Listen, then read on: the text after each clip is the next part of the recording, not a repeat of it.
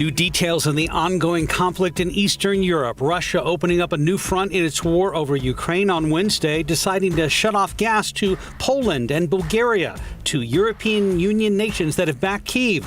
It's a dramatic escalation in the conflict. In the nation's capital, a funeral for former Secretary of State Madeleine Albright will take place at the Washington National Cathedral this morning. President Joe Biden is scheduled to give the eulogy. Other listed speakers include former President Bill Clinton and former Secretary of State Hillary Clinton. Albright served as Secretary of State in the Clinton administration. She was the first woman to hold that position. Albright's family says she died after a battle with cancer. She was 84.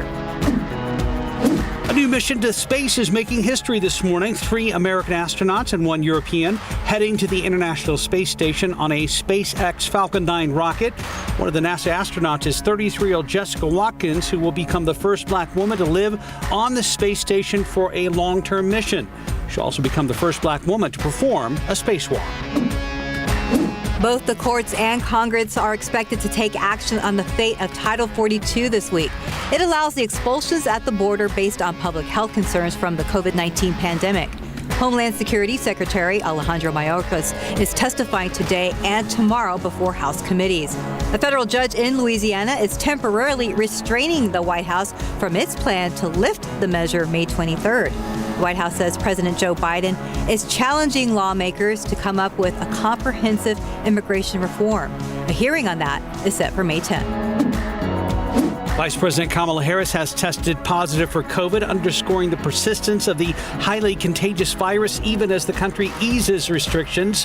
Neither President Biden nor First Lady Dr. Jill Biden are considered a close contact of Harris in recent days.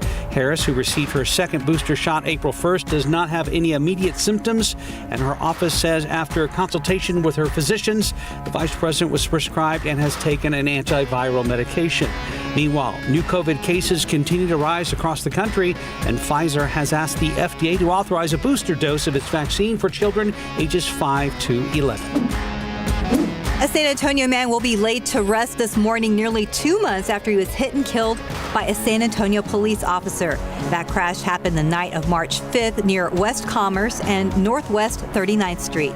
64-year-old Feliciano Jimenez was hit around 8:30 that night. Police told KSAT 12 that night the area was dark, however, could not say if that contributed to the crash. Jimenez's family says they asked the city to improve safety in that same area months before his death. Today, they will see the dash cam video from that crash. The House committee investigating the Capitol attacks is redoubling its efforts to have GOP leader Kevin McCarthy appear for an interview. That's after new revelations concerning his private conversations about the deadly attack. In an audio recording just released by the New York Times, McCarthy tells fellow Republican leaders that former President Trump's far-right allies in the House are, quote, putting people in jeopardy, end quote. Apple wants to help you stay hydrated. The company is offering 2 new smart water bottles in retail and online stores. The bottles transmit data onto Apple Health, helping you track your water consumption. They're supposed to keep water cold for 24 hours, and they start at about $60. There's a new job offer we want to talk about. A delivery service here in Texas looking for a chief taco officer. You basically get paid to eat tacos. The company Faber says it's offering $10,000 to travel around Texas and talk about the tacos they are taste testing. Job perks include accommodations, transportation in each city, and also free food. Those looking to apply should visit Faber online. And that's your 9 at 9.